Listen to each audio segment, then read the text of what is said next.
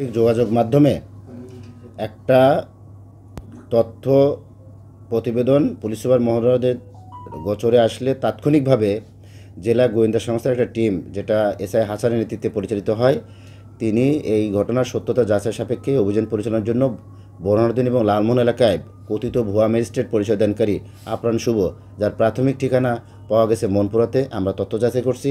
তার সাথে ছিল একজন আনসারের পোশাক পরিহিত সদস্য হারুনা রশিদ 43 এবং একজন হোন্ডা চালক যার নাম বাবুল হাওলাদার, বয়স 30।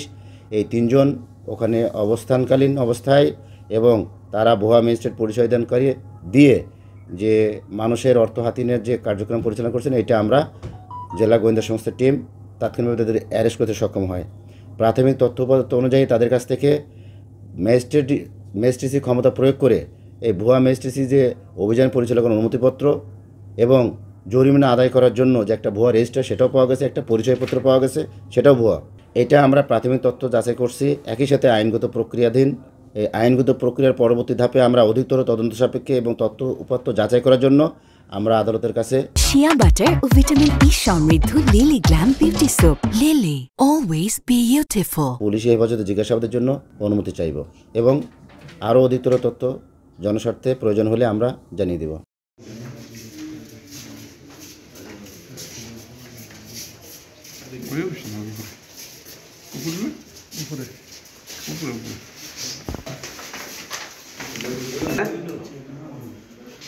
মাথা উড়ান।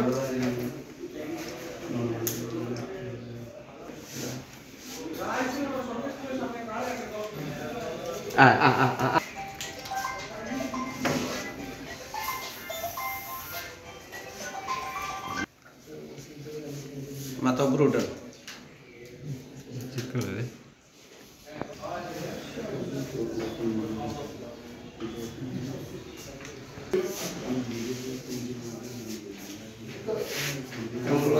হলুদ